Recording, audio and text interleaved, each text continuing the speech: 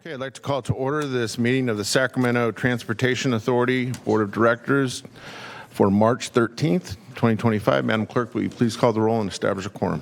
Good afternoon. Members Hume, Here. Kennedy, Kent, Maple, Maple, Kelsey Nelson, Here. Pulapati, Vice Chair Rathel, Here. Here. Rodriguez, All right, I'm done. Singh Allen, Spees, Present. Talamantes, Here. Vang, Chair Cerna. Here. And we do have a quorum for the record. Members Desmond, Dickinson, Guerra are absent. Very good. Would you like to read our statement, please? This meeting of the Sacramento Transportation Authority is live and recorded with closed captioning. It is cablecast on Metro Cable 14, the local government affairs channel on the Comcast and DirecTV Uverse cable systems. It is also live streamed at metrocable14.com.gov. Today's meeting replays Sunday, March 16th at 2 p.m. on Metro Cable 14. Once posted, the recording of this meeting can be viewed on demand at youtube.com/metrocable14. To make in-person public comments, please complete a speaker request form and hand it to the clerk. The chairperson will call your name when it's your turn to make a comment. You may also send written comments by email to boardclerk@saccounty.gov. Your comment will be routed to the board and filed in the record. All right. Will you please rise and join our Vice Chair in the Pledge of Allegiance? I pledge allegiance to the flag of the United States of America and to the republic for which it stands, one nation, under God, indivisible, with liberty and justice for all. All right. Again, I'd like to welcome everyone to this afternoon's STA board meeting. And again, just to reiterate for those in our gallery that you're certainly welcome to address the authority board on any item on our posted agenda or any item that is not on our agenda. We ask that you keep your testimony to 2 minutes. That way, everyone who wishes to address the authority board has the opportunity to do so. So with that, Madam Clerk, our first item. Comment number 1 is comments from the public regarding matters not on the agenda. I have not received any comment cards from the public. Okay, very good. Then we will move on. The next item on the agenda is our consent agenda. It is matters 2 through 6. Okay, does any member of the authority board wish to pull items from the consent calendar for separate vote or comment? If not, then I would entertain a motion, assuming we have no one signed up to speak on consent matters. I'll move items 2 through 6. Okay, there's a motion and a second. Madam Clerk, anyone to speak? We do not. Okay, with that, are we doing voice vote or are we doing? Just voice vote. Okay, so all in favor? Aye. Opposed? Abstained? Motion carries. Thank you. Next item, please.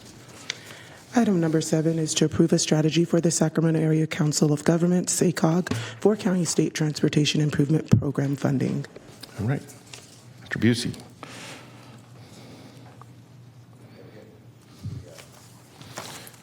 We're getting right into it. Okay, this is item 7. So this is good afternoon, Chair, Vice Chair. I'm here to present item 7, which is a strategy for SACOG's 4 County STIP funding program. So what is SACOG's 4 County STIP funding program? Approximately every 2 years, the CCC determines the amount of funding available through the State Transportation Improvement Program, or the STIP.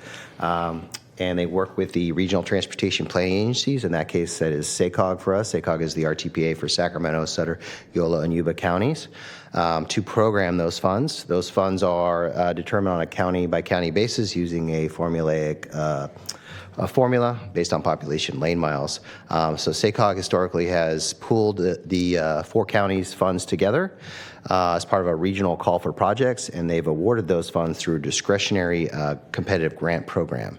That is the prior process. So fast forward to that process has gone on from 2008 to 2023. Fast forward to 2025, SACOG board and staff created a working group to discuss how SACOG allocated federal and state funds. And as part of that process, there was an agreement to essentially shift some of the STIP funding that comes that is calculated on a county basis to stay within the counties. So there's about 10% of the funds that are for regional multi-county projects, and there's about 90% of the funds are for projects specifically within the counties. So for Sacramento County, there's $28.4 million available for projects within the county. And so I think the benefits of this obviously are that we can ensure that the funds that are determined for Sacramento County stay within Sacramento County, at least 90% of that. There's still a competitive process, and all the various agencies that have projects within Sacramento County need to compete against each other to compete for that $28.4 million, which leads me to my next slide. So how can SDA enhance funding certainty? So there's a lot of interest in having that same level of certainty at the agency level, because it's very hard to plan for projects when you don't know if you're going to get the funding. You have to wait 2 to 3 years between these competitive grant programs to see if you can get those funding. There's a cost in submitting multiple grant applications and not necessarily getting the funding, right? And so there's been very much an interest in trying to see if we can work collectively to structure this STIP ask for that $28.4 million in a way that provides us a level of certainty at the agency level. And so we already do this through what's called the local partnership program formulaic process, where we've done it 3 times now, where we have a transit set aside or off the top that goes directly to transit. And then the remaining funds are based on that same population lane miles equation. That's how those are distributed. And then SDA just sort of shepherds those applications through to the CTC. So there's a lot of interest in doing this as well at for this same funding, but still trying to meet those competitive criteria. Yolo County has already began with a similar MOU to take this approach. And so I had provided that MOU to a few agencies in Sacramento County. They're very interested in it. We put together the professional advisory group along with SACOG. We all met and talked through it and figured out, could this work? There seemed to be support to do that. And so what we proposed is sort of a partnership approach using a memorandum of understanding such that everyone agrees to submitting $28.4 million in projects for the $28.4 million that SACOG has to award, essentially. So going to this next slide, this is what we are proposing. So there would be a rail and transit off the top of 22.5%. That 22.5% is consistent with the percentage we use for our local partnership program formulaic. We also looked at prior STIP programming by SACOG. It has ranged somewhere on average has been right about there as well, so it's not really a big change from the previous approach. And then for the roads and active transportation side, that's where we talk about the formula funding, where we do basically almost like a target, but the population lane miles equation. And then combined, we would have $20.4 million in asks. So how would this work? So we talked about those 2 buckets. We had the rail and transit side and the roads and active transportation side. So we would get a working group for each of those buckets of all the eligible member agencies that would want to apply for that. And then we would try to build a consensus among those agencies on what we should apply for while respecting, that geographic balance we talked about earlier. And then it still needs to make sure that those projects are competitive and meet both state guidelines as well as SACOG guidelines. So through SACOG's pre-application process, which we'll get to meet with them and talk about our projects, there's some initial analysis of those projects, determine if they meet certain grant criteria. We can feel, I think we can come to an idea of that we do feel like we do have a good set of competitive projects that SACOG will likely fund. Ultimately, we believe SACOG will fund those projects, and then they will be adopted into the STIP program. There's a little bit of a time crunch on this. So the call for projects for STIP comes out on Monday. In anticipation of the board hopefully liking this approach, we've already set up some working group meetings to start discussions on those different working groups on the transit rail and the road and active transportation side. There's a draft MOU that's attached to the staff report. That's a starting place for discussions. We've already sent it out to all the member agencies for review. We're asking for comments by the 28th of March. And then hopefully by April 10th, we could come back with an actual MOU that SDA would adopt that will allow, and then the other member agencies would adopt shortly thereafter. With applications being due in June 6th to SACOG and having all that pre-application work done between now and June, so we can feel comfortable submitting those applications. So Right now, we're asking for the board to just approve the strategy of doing the MOU, but we'll actually bring back the MOU back in April if the board is supportive of the item. And I've asked SACOG to be here as well, and they're willing to answer a few questions on this as well. So with that, I'm open to any questions. Thank you, Mr. Busey. Supervisor Hume. Thank you, Chair. Just a couple of questions. The first is, I don't recall ever doing this previously at STA, so I assume this is a new strategy. And then the second question would be, is in this proposed strategy, would these funds flow through STA, or would they flow to the agencies for their projects directly? Yeah, so this is a new process that we're introducing. It's a process that the agencies are very much interested in and have asked STA to try to facilitate.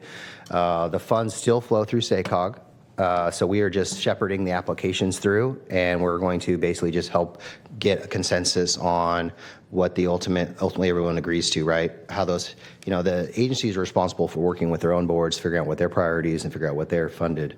And then STA at a staff level is just trying to help shepherd it through the process so that there's more certainty for those agencies in what they submit as far as getting funded. Okay, great. I support it. Thank you. Very good. Director Maple. Thank you, Chair. And, kind of in the same line of questioning, but how does this process differ from previous years that's been done through STA? Yeah, so previously what SACOG had done is they had pooled all the federal and state money together in what's called the regional funding round. And then across those 4 counties, they would all compete against each other for those same amount of funds to try to get those funds. That was the prior process, and it was a free for all as far as, and there's a lot of you weren't really sure if your project was going to get funded or not. It just made for a lot of uncertainty, I would say. Okay, that's helpful. And I see that we have a couple of representatives in the room from SACOG, so I'm assuming we'll hear from you about your perspective. Yeah, Through the chair, when that time is appropriate. Thank you. Mr. Vice Chair. So do you envision, so with 28.4 million and the collaboration around those, do you envision that coming to this board in order to have those discussions, or do you envision that being worked out amongst the agencies? I'm just wondering, that's a pretty tight timeline to figure out which 28.4 million of projects goes forward. How do we make sure that number we can meet amongst ourselves? Yeah, so the way I've structured the MOU is that each agency who's part of that MOU is responsible for working with their own elected officials to get agreement on what is actually being submitted for the STIP. And SCA will keep our board informed just separately, but we're not submitting SCA is not submitting any applications. We're just facilitating the process. So if there are updates to the SCA board, at least as currently proposed, it would just be informational, beyond obviously approving the MOU. But so if with that calculation, I know Folsom, it looks like about 1.2 million would be the calculation. But say we wanted to trade with another agency and accelerate our project or accelerate their project, would that trading happen between those agencies, or would it happen at the STA level? So STA staff is responsibility to track all that, to keep we don't have a vested interest, right? We're kind of we're separate from all that. We're not going to submit our own applications. We're sort of like the honest broker in those discussions, right? So we keep track. Our role is to keep track of anything that happens like that. So as an example, 1.2 million isn't enough. You want to have 2.4 million. So you want to wait till not even submit anything this cycle and wait till the next cycle. Is there a way to say, hey, well, there's some additional capacity available? Can we give that to another agency in the near term? STA will track all that. But the idea obviously is that we maintain that geographic balance, right? Thank you. Very good. Thank you. Okay, Madam Clerk, do we have members of the public sign up to speak? I do not have any cards. I'm sorry? We do not. Okay, but I do see a member or a representative from SACOG here that is approaching the podium, eager to address some of the comments from directors.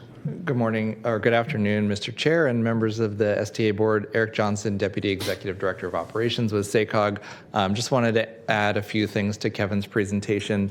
First of all, really appreciate all the agencies within the county coming together with this solution. I think it is a good evolution to Director Maples' comment about kind of the history of this. It was all pooled together regionally as a 4-county thing.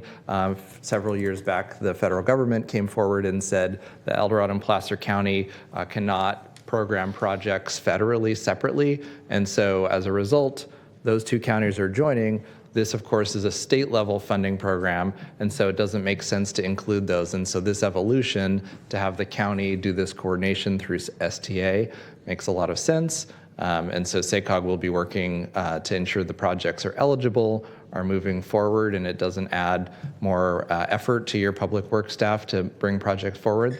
I will just highlight there is also discretionary 10% of the STIP funds that will also be going through SACOG. So I think STA will again be working with jurisdictions, but there is an opportunity for funding above the $28.4 million as well. So thank you. Very good. Thank you, Eric. Okay, that concludes our speakers. We do need a motion to approve the strategy. So Chair, I would make that motion. Okay, it's been moved by Director Hume. Is there a second? It's been seconded. Okay. All in favor? Aye. Opposed, abstain. Motion carries. Thank you. Next item, please. Item number 8 is to receive a presentation on the Mobility Zones project by SACOG.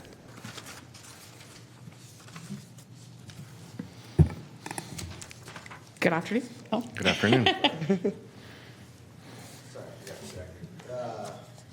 This is the wonderful and awesome Kathleen Hanley from SACOG. She's going to take us through the next 2 items. We're going to start with this one on mobility zones. So thank you, Kathleen. Great. Yeah, thank you, Executive Director Busey. So as you mentioned, I'm Kathleen Hanley. I'm part of the transportation team at SACOG, the Sacramento Area Council of Governments, and we are reaching an important milestone in one of our largest transportation projects, mobility zones. So I've been on a bit of a roadshow to regional transportation bodies throughout the 6 counties, providing a high-level update on where we're at with the project. On that slide, we are not the PCTPA. I apologize, Okay. Supervisor Hume. So today my presentation will cover sort of 4 main items. The overall scope of the Mobility Zones project, it's pretty complicated, so I'm keeping it very high level, but I'm happy to dive deep with anyone today or offline if you have any follow-up questions. I'll talk a bit about the methodology that we've used to identify parts of the 6-county region to focus on. We call those places zones. And then, of course, given this body today, I'll have a focus on the zones that have been identified in Sacramento County and see if you have any questions or discussion.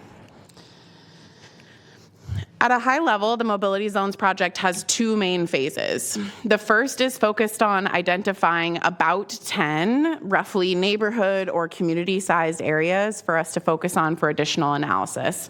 We call that the defining mobility zones phase of the project.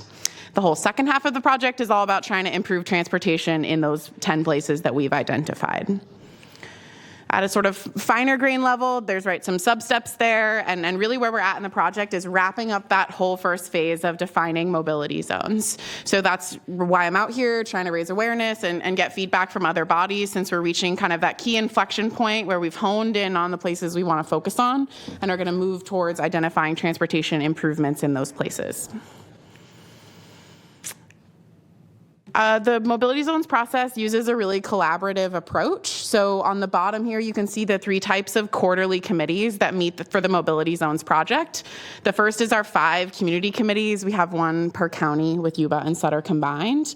So those are community-based organizations, nonprofits, neighborhood association leaders who get together with us every quarter and really guide and inform the development of the project. So when I say, we decided this, we took this approach, that's the we I'm talking about. I sort of staff those committees of community bodies, and they've been really in the driver's seat on decision-making in this project. The second 2 types of committees are about partnership with staff. So the municipal committee includes representatives from every city and county across the 6-county region. So that's your public works or community development staff, depending on the size of your city. And then the technical committee is the regional bodies, our transit operators, the air districts, SMUD, all those partners who are really important for delivering transportation, but don't fit into the other 2 categories. So every quarter I meet with those folks, they roll up to a task force, and that's really the structure that's been driving the decision-making so far, and we keep the SACOG board informed at key milestones.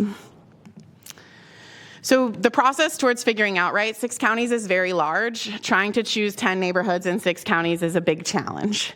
So at a 10,000-foot level, the way we've done that is first by identifying demographic or equity need across the 6 counties. You'll notice there's a list of demographic indicators on the left there, things like income, cost of living, education level, race and ethnicity. And what we did is use census data to determine where are the parts of our region where lots of those issues are concentrated in the same place. Can I interrupt for a sec? Please. And forgive me if you mentioned this earlier. I'm trying to multitask like most of us up here. But so if I heard you correctly, you said picking 10 neighborhoods, you used those words? That's right. Okay, so 10 neighborhoods out of a 2.5 million population, 6-county region. What scale? What is SACOG's definition, your definition of neighborhood at scale? It's been a very challenging definition, and we've chosen not to have a specific one, right? Because what constitutes a neighborhood in an urban place is a very different geographic and population scale than, say, in a rural community in an unincorporated area. So what we've been doing is working collaboratively with partner agencies and communities to understand, like, is this a neighborhood as you understand it? And going with a locally informed definition on a case-by-case basis. Yeah, good luck with that, because I can tell you from recent experience, in fact, that if you, I'll just, by example, point out, City of Sacramento for years has had, maps available to the public that clearly delineate what the city considers to be neighborhoods, right? Some of those neighborhoods, especially in, let's say, communities that have been developed and occupied over the last 2, 3, 4 decades, which I would, as a long-time native Sacramentan, someone that's aging in place, would consider new neighborhoods. We were a county and a city here that has been around since 1850, at least formally. So I guess where I'm going with this is that I think if you were to ask 10 different people, kind of delineate for me your quote-unquote neighborhood, you get 10 different answers. Case in point, recently, a few of us attended a quote-unquote South Sacramento community forum. One of my first questions was, as it relates to the map that the leaders for that forum put up to begin the conversation, because again, as a native Sacramentan, I would have never thought that is what constitutes quote unquote South Sacramento from a geographic standpoint. It was much, much broader. It included places like Vineyard, and it included places like South Oak Park, but also, Meadowview. And so I think you just need to be very cognizant of the fact that it's a sensitivity that is not just relative to maybe formal maps that lie on a municipal website somewhere, but certainly people have very, very strong feelings about what constitutes where they live.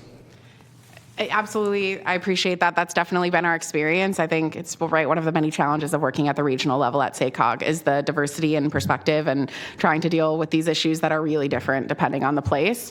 I'll say what we also heard a lot about is that folks' transportation issues aren't necessarily within a commonly understood community, but at the border, at the crossing point, right? How do you get from one side of Stockton to the other? How do you get from one side of 80 to the other north of the river? And so as we move through here, you'll see some of our zones actually encompass more than one neighborhood in a socially identified way. Sorry to interrupt the flow of your presentation. Yeah. Okay, so the very hard process, as we've discussed, of trying to pick 10 places in 6 counties started with mapping equity. So we did sort of a roll-up of each of these equity indicators. What's unique about the Mobility Zones project is that we didn't weight each of these equity indicators equally in all 6 counties. What we've heard consistently is that each county has a slightly different need, and this allowed for us to have some differences in whether we focus more on income or more on race and ethnicity or more on seniors, depending on what we heard were the bigger problems in the different counties. So after we developed that map that identified, okay, from a demographic perspective, where are the highest need areas in our region? Then what we did is develop a similar map that focused on where are the highest need from a transportation perspective. So where are the places where there aren't enough cars for how many workers there are in a household, or where there's a lot of truck traffic and crashes, where the pavement's bad. And more importantly, where are the places where all 6 of these things are happening all at once, creating a real transportation challenge. And so that identified the kind of highest priority from a transportation need perspective. And if you're picturing where I'm going here, we took the equity map and we stacked it on top of the transportation map and identified 23 places in the region where you really see both happening directly overlapping or really right next to each other, and identified those as sort of the long list of potential mobility zone options for us to focus on. There is a web map available. I believe it's linked in the staff report. If not, I'll make sure Executive Director Busey gets it back to you all. But you can see all of this analysis down to a fine-grained detail. Click on any census block group in the region, pull up a table that shows you exactly what indicators we saw and how we ultimately came to the decision on the 23 places for the long list. So that long list of 23 places includes 6 within Sacramento County. Those are shown here. They are Ben Ali Swanston, Florin, the Delta, which is sort of like Delta Shores to Central Delta, Western Rancho Cordova, Rosemont, a McClellan, ARC sort of area, and then a sort of a Sunrise Mall, Sunrise Boulevard corridor kind of area in Sacramento County. I'm going to click to the next slide, and we're going to go from 6 to 3, which is always a very challenging thing to do, right? I said up front we were trying to find 10 places to focus on in the region. Fundamentally, that means prioritizing and paring down. And we hope to be able to return and think about some of those other zones in Sacramento County and the other parts of the region in a later phase of the project. We're just only scoped to look at 10 right now. So the 3 that we've prioritized using that collaborative process with the community are Ben Ali Swanston, Florin, and Western Rancho Cordova, Rosemont. I included these slides here. They have a ton of detail, mostly for your interest and also for any members of the public who may be tuned in and want to understand what is it that we saw in these places that made them kind of rise to the top. So these zone profiles have a bit of information on each of the areas and what its sort of high-level needs are from an equity or a transportation perspective. And really what I'm interested in is any clarifying questions you all have about the process that SACOG is using and where we're going from here, or any feedback folks have about the transportation needs in these 3 places. And with that, happy to take any questions. Great. Thank you for the presentation. Director Maple. Thank you, Chair, and appreciate this. And it's not my first time seeing this presentation, but it gets better each time. So thank you so much for your work. It really, especially on Florin, I was really glad to see that move forward as one of the priority areas. We know that that there's a big need there, and it's definitely a population center as well, so serving a lot of folks. I attended a presentation this week called Humanizing Transportation in Sacramento. I want to make sure I had the right name. And it's a group of UC Davis students that presented it at Civic Thread offices. And they were focused on Florin as well as in the Del Paso Heights area, but they actually pulled together a bunch of data. They did interviews with people who are living in the area, and I felt like it was very interesting. So if you want, I'm happy to share that with you and get you connected. It might help your work. I appreciate that. Civic Thread's a key partner on this project. They're delivering all our outreach for mobility zones, so I'll connect with Kiara and get it. Yeah, thank you so much. Thank you, Director Maple. Director Pulipati. I'd like to understand the Western Rancho Cordova. Is it Rosemont that's in the county of Sacramento, or is there an overlap with the city of Rancho Cordova? Yeah, so at the stage we're at right now, we've sort of identified this is the general area we'd like to focus on, and we've been having individual meetings with city and county staff to better understand what boundaries we should draw. Sort of the conversation Chair Serna and I were having on that's kind of challenging. Where we're leaning right now is I'll have draft boundaries out in late March for staff to review, but as I recall the conversation, it was largely pretty evenly split, but not covering all of Rosemont nor all of Western Rancho Cordova, sort of focused on the city-county boundary area, generally speaking, and some of the trail and river connections. Other questions? Seeing none, Madam Clerk, do we have any members of the public wish to address the Authority Board? We do not. Okay, very good. All right, we do need to take action or not? There's no action. No, for just a this item, presentation. just Okay. receiving. Again, thank you very much for being here and educating us. Next item, please. Item number 9 is to receive a presentation on Tolling 101 and draft mission, vision, and values by the Capital Area Regional Tolling Authority. Awesome. Good afternoon, Chair. This item was requested by our CARTA representative, Karina Talamantes, to bring back some of what's happening at CARTA, right? So what is tolling, and we're going to talk a little bit about mission, vision, and values. But again, Kathleen Hanley is so awesome that she works for both SACOG and CARTA, so she's going to present on this item as well. Thank you. Very good. Welcome back. Thank you.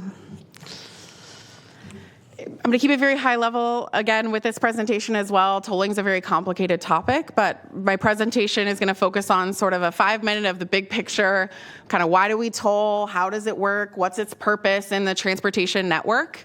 Then we'll talk a bit about general tolling concepts so that as Director Talamantes and others continue to provide updates throughout the year on how CARTA is going, y'all have a good foundation of what is happening in tolling and what are sort of the fundamental issues. And then we'll do a brief overview of the draft mission, vision, and values that we've developed for CARTA as an organization.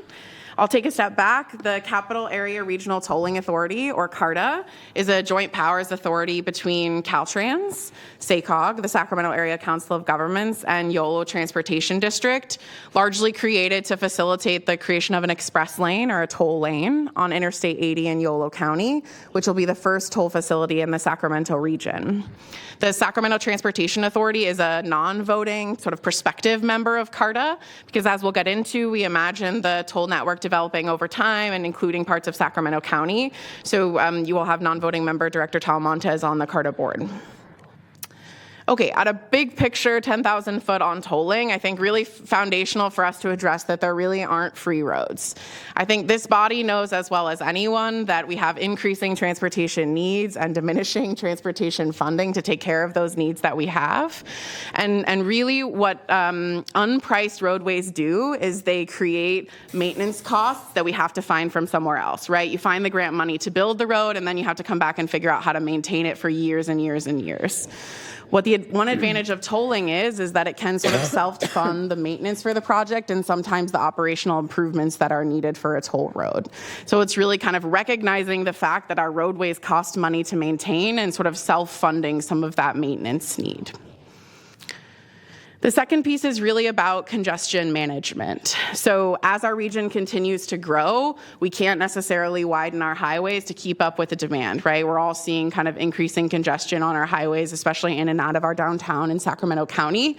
And in order for us to be able to maintain a high quality of life and have some kind of reliable travel times on our highways, we do need an ability to kind of influence and try to shift trips where we can out of the peak or onto other modes. And pricing highways does help that with toll facilities, right? Folks can choose to travel at a different time or choose to take a different way of travel, and it results in sort of better, more reliable operations of the highway system. We see this in lots of other regions.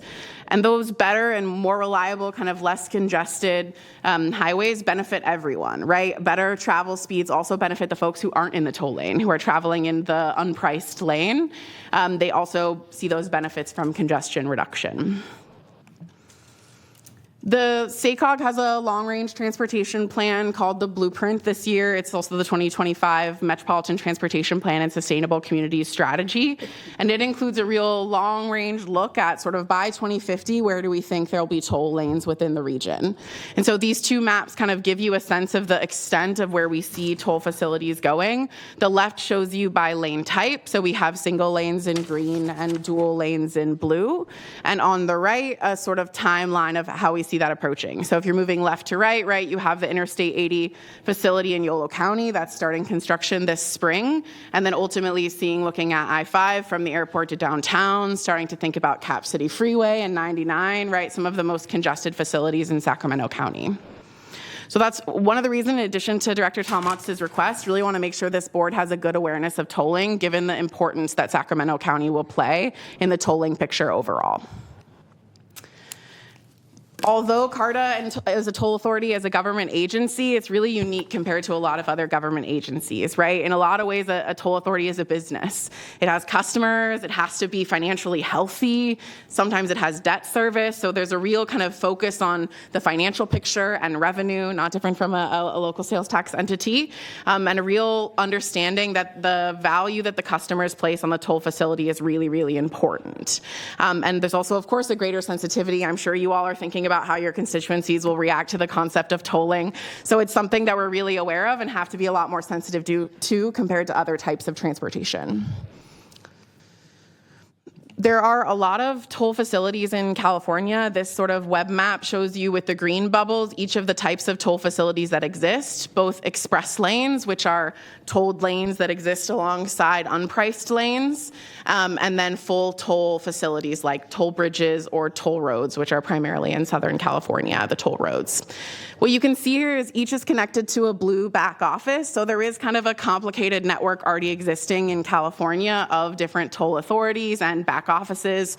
And so CARTA is really joining this happy band of toll authorities and really getting Sacramento connected into these partners, thinking about the statewide network. Okay, now that we understand sort of what tolling is and how it works, some sort of fundamental, right, tolling 101 general concepts. Before you continue, I just want to ask, I have a few directors in the queue. Do directors want to let her finish or ask questions now? I want to do it at the end. And? I want to do it at the end. Okay, very good. Thank you. Thank you. So if you think about how a toll system works, right, some of you will have likely used the Bay Bridge, I think at least as far as a toll system, but maybe are familiar with an express lane in the Bay Area. There's the two basic parts of the toll system. There's the roadside system, what exists on the highway, and then there's the back office system, which is the sort of brains and the back end of how the back of the house, if you will, of how it all gets put together. So on the roadside, you have systems that detect the vehicle. Car drives under toll gantry, and we determine there's a car there. And then it also identifies the customer. Toll systems don't see people. They just see license plate or toll transponder, toll tags, the little fast track thing you stick in your window. So that's what the roadside system does. It says this car with this license plate went under at this time, and this is what the toll price on the sign says. Then all that information gets bundled up into a trip, and that gets sent to the back office, who says, okay, I match that license plate with Director Maple. Director Maple has a credit card on file. Let's charge the toll transaction. And then also processes any of the kind of customer service pieces involved in the toll system. Does some auditing, right? There's a lot of finances and money moving in that. So it's a really detailed kind of fiscal piece of the toll system. I mentioned the term transponder, toll tag. We use them kind of interchangeably. You may have seen some functions of these. We call these form factors. These are basically the shapes that toll transponders and tags take. Inside, the guts are all the same. They use the same technology. And in California, they're all interoperable. So if you have one of these from the Bay Area or Southern California, you'll be able to use it on CARTA's facility and vice versa. And the real difference is just, some of them declare occupancy, some are cheaper or more expensive. And so that's some of the issues we'll weigh on which piece of equipment we want to roll out for CARTA. And remind me, do some or maybe not any of them, but are they transferable from vehicle to vehicle? They're not intended to be, generally speaking. Whether folks do that is another question, but they're generally supposed to be associated with a particular vehicle. And the reason I ask is because just in this example that you have with the illustration of the various types, some are semi-permanent, some people whip out of their glove boxes and put it on their dash to make sure it registers. So I was just curious about kind of what the rules are. Obviously if you have a sticker applied, you're not going to be able to transfer that to another It really depends. Driver. We can get into it, and so that would be an example of a business rule, right? So CARTA will sit down and say, these are the rules around when you can move a transponder or not between vehicle. Generally, right, you want the redundancy of having a transponder and a license plate both on the account so that if you have any issues, you know who it is. You have two ways of confirming who used it. I think the way that it currently works is you have your transponder and you have your account, and then you log in what vehicles are under that account. Yeah. And then you can go through the tolls, and it just so you have one, but you can register 3-4 cars under it. Absolutely. This is our toll program manager from our consultant, Sam Souls. She has all the details for you on how this all works in the Bay Area. Hi, and yeah, we'll use the Bay Area because it's so close in proximity. So in the Bay Area, you are allowed to move the hard case transponders vehicle to vehicle. You can also have your license plates on the account. So if something happens, we can still identify that you've established an account, you've told us who you are. Sticker tags are a lot more affordable. So a lot of agencies that have sticker tags, you're right, Kevin, that you don't rip them off, or Chair Cerna, that you leave that on the car that's associated with the plate, and it does offer the redundancy to make sure that we can see that vehicle and kind of double identify it. And so when we talk about business rules and policy of what we want to roll out, that cost of the tag being more affordable with the sticker tag is a benefit to that. And then hard case tags, they're all passive technology. So the old battery tags, that's kind of gone away. But the switchable tags and other ones that will come up from Southern California or the Bay Area would still be able to be read. Does that help? I have a question for you while you're up here. So currently, if somebody is going through the Bay Bridge and they do not have fast track, somehow it picks up the license plate, and so you don't even have to stop and pay anymore. If I remember correctly, that took place in the last couple of years. A car just goes through and you get a bill in the mail. That's correct. Okay. Yeah. So you're talking about post-transaction payments, and right when someone does not have fast track. That's correct. So if someone does not, so when it was during the pandemic in 2020, 2021, that the Bay Bridge system was converted to what we call all electronic tolling, where cash was no longer offered at the kind of point of sale at the bridge gantry. And what that does is it forces the agency to send a bill, usually because there's no way to pay. We don't call that a violation. You send an invoice, and that can pay. That's based on the registered vehicle owner's address. And so when you think about how long it can take to find that person and pay that bill, getting those front end, having fast track is our preferred first method. But yes, it is a customer friendly way to go recoup costs, especially for infrequent or out of town travelers. Yeah, I thought it was fantastic. Thank you. Has technology progressed enough yet, considering the Internet of Things, where maybe are there any agencies anywhere in the country or elsewhere, I suppose, that are able to use mobile phones? Sure. So mobile phone collection has been talked about for a long time in the toll industry and nationally, and there are certain apps in certain areas that you can put in a license plate and pay your toll and maybe GPS locate it. Automatic vehicle identification, what we call AVI, the fast track, is really the most sure way. It's the easiest to capture in a real life sense of people driving under the gantry. So it is still a very highly preferred method. And recently in California, that was the adopted technology for fare collection, and it is a Title 21 that's held by Caltrans that makes sure that everyone's using the same thing, which is why all the fast tracks work everywhere. And that was a recent change, so I don't see that changing anytime soon, that fast track will be the standard for interoperability within the state of California. Thank you. Perfect. Okay, so we've talked a bit about the transponder that goes in your car. This is the typical roadside system that it integrates with. This is a typical, right? So you shouldn't be picturing this is exactly what's going to be on Interstate 80 in Yolo County. We're keeping it very general here.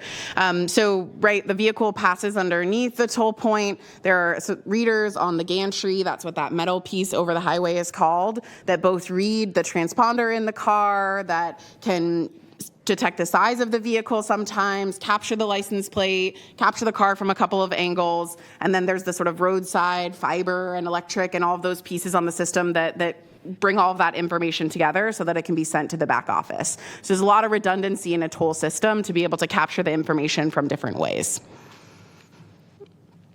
Then, as I mentioned, the roadside packages all that off and sends it to the back office.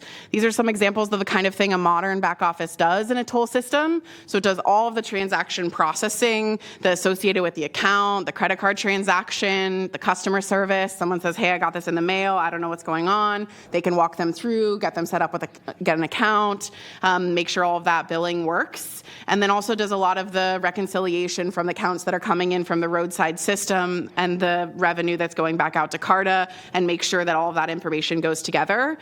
And also does a lot of the enforcement and violation or invoice management, right? When things don't go down the happy path, when they don't have a transponder and we don't have an account with them, and we have to sort of find out from the license plate who this person is and get them to pay the toll.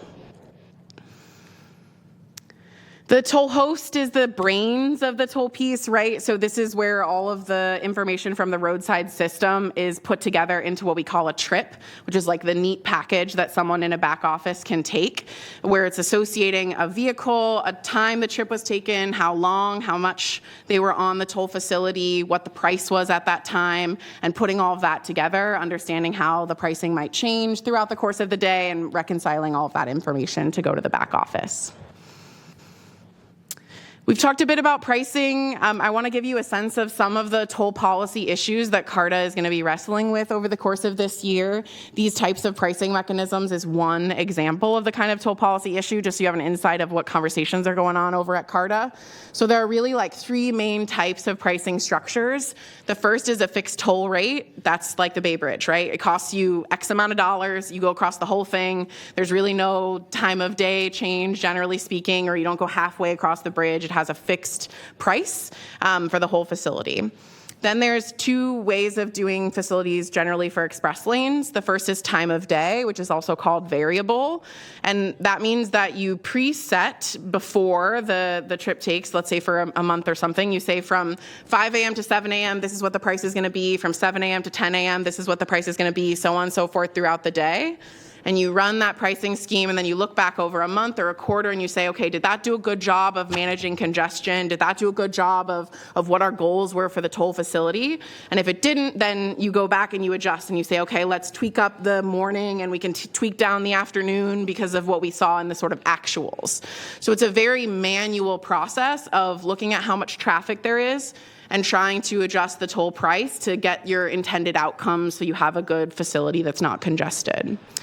The dynamic has the same desire, but it works more automatically.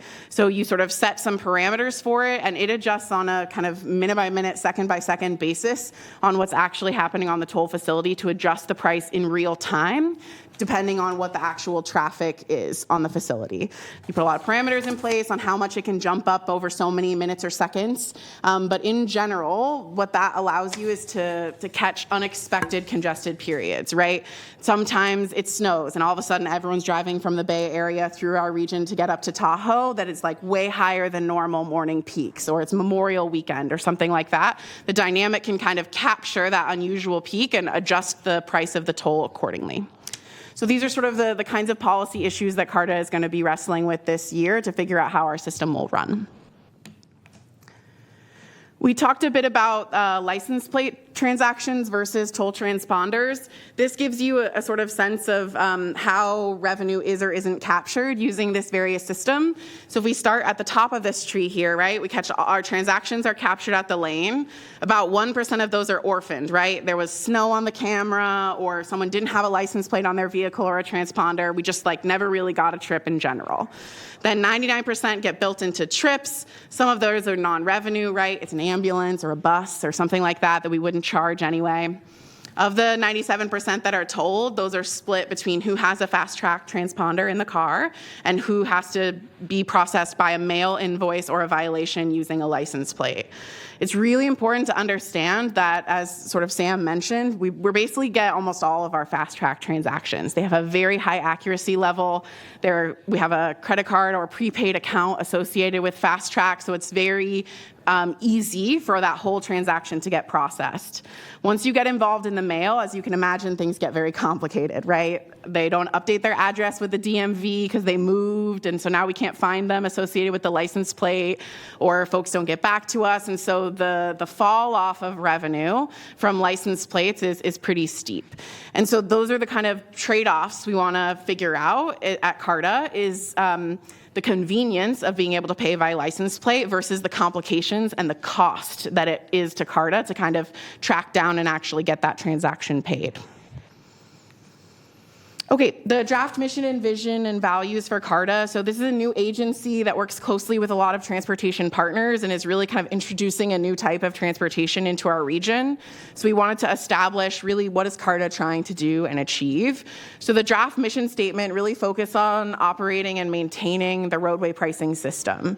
So CARTA is not intended to be a planner or a designer or an environmental clearer or a constructor of toll facilities, right? We do that in partnership with Caltrans and STA and our city and county partners who want to deliver these projects. And what CARTA does is receive it once it's built and operate it and maintain it, really for the benefit of all of the communities in our region. Ultimately, the vision for our roadway pricing network is that it's efficient and connected, especially across county borders, and that it's really like a key piece of the multimodal network, that it helps buses run more efficiently, especially for commuters getting in and out of downtown, and that ultimately it can be a reliable source of local funding. I'll caveat, we don't anticipate YOLO 80 being a big moneymaker early on, right? These facilities are expensive and there's a lot to work out, but I think we should dream and we should vision, right, for roadway pricing to be a source that we can all use for local match and other things to chase more money for our region. There's a list of values here. I won't read each one out loud, just to sort of say that, like other tolling authorities, CARTA is really focused on safety, reliability, customer service, and responsibility, making sure we're sort of good stewards of what we have. And then the fifth one is sort of unique to CARTA. It's not common in other toll facilities and is really the partnership piece. CARTA was formed as a joint powers between these regional agencies. We're the first tolling authority with Caltrans at the table. And so CARTA's real intention is to try to build a regional network that works for everybody. So we don't have, individual different toll facilities with all different rules confusing our drivers and our customers. I know there was a lot to process, but hopefully it gave you a good overview, and I appreciate the request from Director Talamantes to have us here today, and happy to continue to share information back or take any additional questions you have. Very good. Thank you for the presentation. Director Talamantes. Thank you, Kathleen. You did a wonderful job. And her PowerPoint is pink, and I love it. It's so colorful. It makes it so fun. I think if we're all here on this dais, I think we're all nerdy in our own ways, but I don't know why managed lanes gets me so happy to just hear the presentations and learn more about it. So I did request Director Busey to put at the end of every single agenda item comments for CARTA so that I can give you guys monthly updates about what happened in the previous meetings. Even though I don't have a vote, I am the representative for STA, and I want to make sure that it's not just my voice being heard, but everybody's here, and that I'm keeping you guys in the loop of this policy.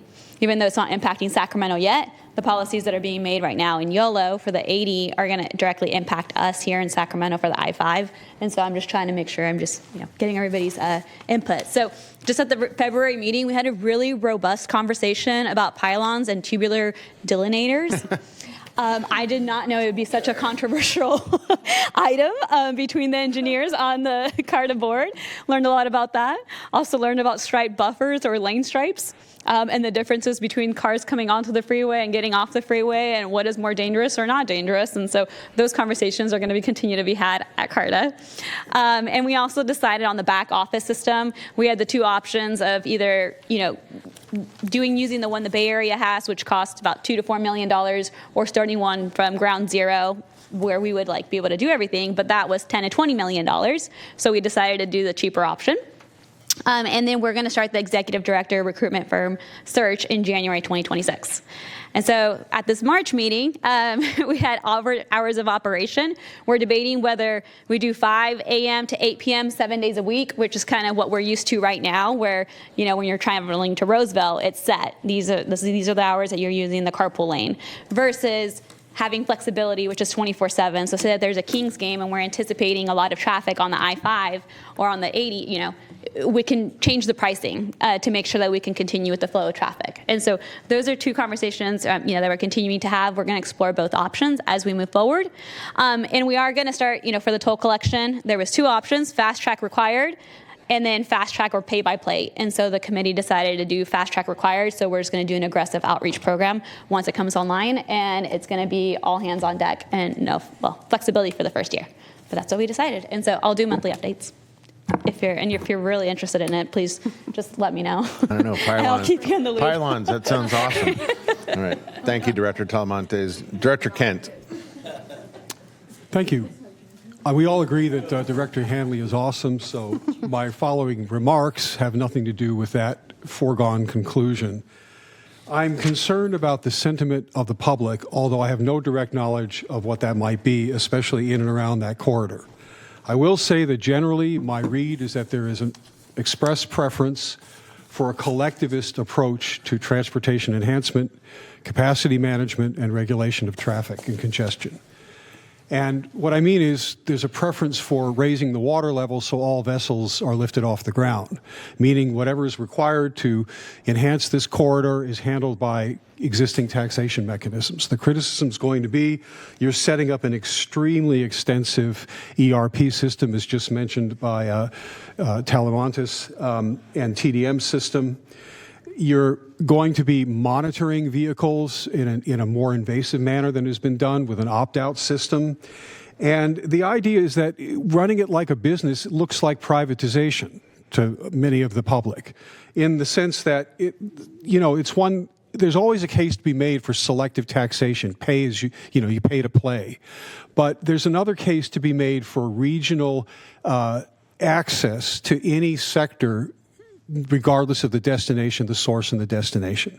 So I noticed that in the previous agenda item, which is not related to this one, I admit, the call for community engagement was a high priority, not mentioned in this case. So I presume this is proceeding, but I see some concerns about perception.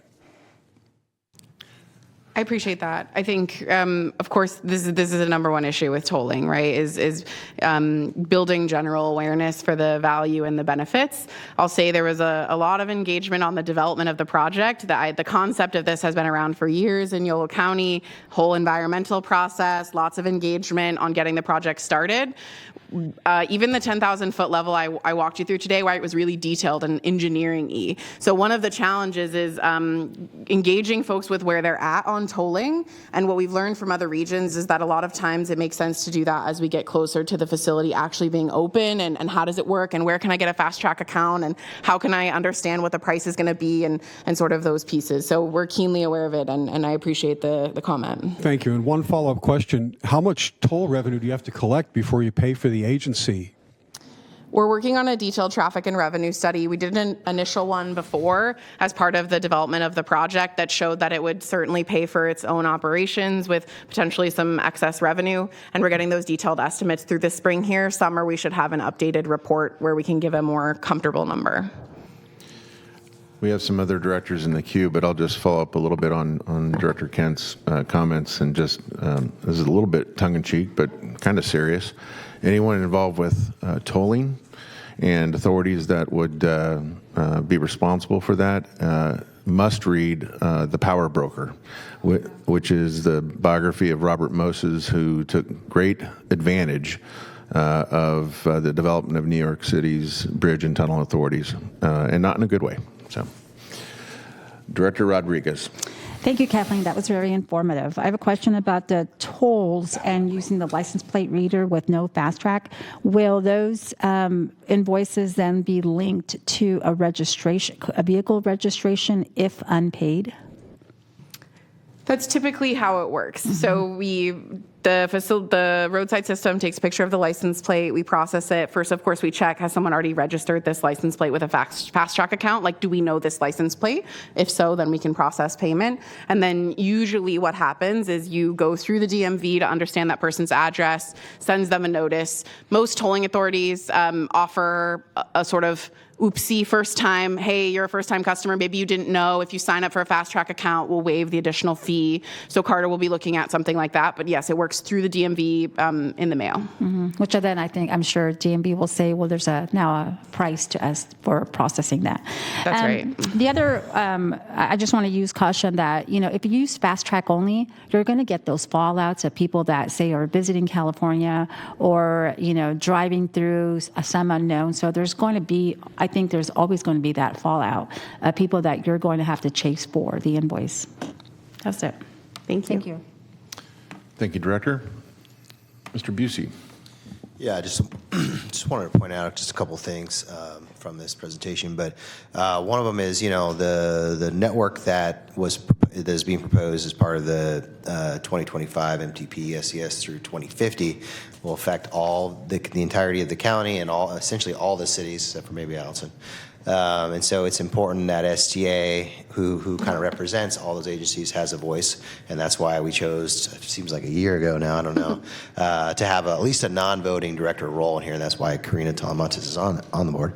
And then separately, I would say, as part of SACOG's 2020 MTP SCS, they did have assumptions about what the ultimate build out of the tolling would look like, but I believe it's going to be much more prominent in their 2025 plan that goes through 2050, and there's a heavy public outreach component of that. So I don't know if I have that correct, but my understanding is it's going to be much more well documented, and there's going to be more outreach related to that. Yeah, we're in a really different place than we were in 2020 on the issue of tolling, right? It was sort of like, maybe someday in 2020, and now we have a project under construction. So it's certainly a different tone. It plays a much bigger role in this time's plan, yeah. All right, very good. Again, thank you for the Thank you. presentation. Madam Clerk, do we have anyone signed up to address the board on this item? We do not. All right, very good. This is presentation only, no action required. So with that, we will move on to the Executive Director's report. Wonderful. Thank you very much. Just a couple of updates I wanted to provide. So back in November, the board approved some legislation, specifically related to SDA's authority to improve that, and as well as to allow us to do a sales tax measure that's not necessarily countywide, but could be a subset of the cities or the county and a few of the cities, right? So that bill is moving forward. It was introduced as Assembly Bill 1223, sorry. It was introduced by Assemblymember Wynn and Carell. We have Cruise Strategies under contract who's assisting STA in getting this bill through the legislative process. We've had several meetings with legislative consultants to review the bill language between Bill and myself. And we've reached out to a few of the agencies asking for letters of support, so we appreciate those letters that we received. But that bill is moving forward. We'll continue to provide updates through this executive director's report on the status of that. Separately, I wanted to bring up, we have we're required to do a performance audit every periodically of the Measure A. And so we are in the process of completing that performance audit and working with the ITAC, our Independent Taxpayer Oversight Committee, on that. And we will we believe we'll be bringing that back to our April board meeting with some what we believe will be some improvements to how we manage Measure A and manage it more effectively. So that will be coming up. And then on the board outlook, just for this upcoming meeting, a couple of things that will be on there is I had talked about SB1 Local Partnership Program formulaic funds, so we'll be bringing back an item on that related to how we might similarly program those funds. And then I think we have also an item related to the budget that we'll bring back as a kind of a preview before we actually see the budget in May. So thank you very much. Thank you, Mr. Busey. Any questions for our Executive Director? Okay, seeing none, Madam Clerk, suspect we don't have anyone signed up to speak on this matter. We do not. All right, very good. Then we are on to item 11, which is comments and reports from authority directors. Any comments, reports? We'll get to your report in a minute. Over here, none? Okay. With that, I do want to take this time to say, first of all, thank you to Director Busey and our Vice Chair. We had a good conversation yesterday as part of our standard briefing, or was it 2 days ago? I forget now. In any event, as directors will recall, we had discussed at some length, I think it was at the last meeting, the fact that there seems to be growing interest, and there's been a maintained interest, I'll say, in how we structure our committees with regard to this authority board to thoughtfully and methodically address two very specific subjects, one being new funding, otherwise the development of a new measure that I think we can all agree is going to be extremely important, seeing as we've had mixed success over the last several decades, but it is such an important revenue stream to fulfill the mission and to also address the needs, obviously, in our respective jurisdictions and those needs of our constituents. So We have received a number of expressions of interest in serving on that particular committee. The other committee is, I'm not sure if we have an actual name for it, it's kind of the role of STA. And that came out of a very spirited, robust discussion last time at our board meeting.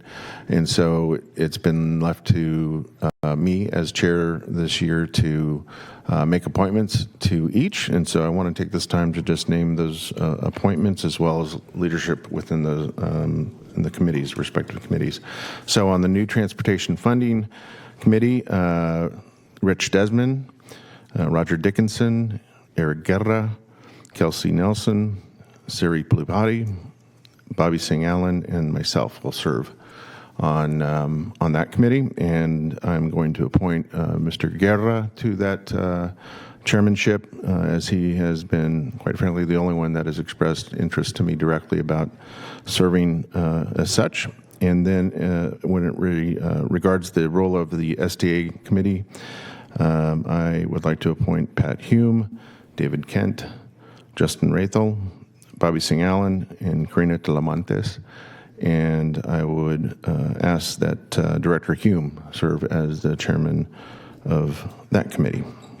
So again, just in the interest of making sure everyone hears from me at the same time what those appointments are, I just want to make time here today to announce that. And I do want to also say thanks again to everyone who has stepped up to serve in these respective committees. We're all very, very busy people. And this is additional time that you will allot to making some very, very important decisions as it informs this body. So thank you to all. And with that, I would ask Director Talamantes for a report on CARTA. Well, I guess I already did that, but I made a confession at CARTA that I've been on my sister's fast track for the last 12 years of my life. My license plate reader's on her account, so I've been having it for free. And so, anyways, I confessed to her that day because it was on now public record, so I figured you guys should all know too. That's it, I did my update earlier. All right, thank you. Any other comments from directors for the good of the order? See none. If there's no further business before this authority board, we stand adjourned.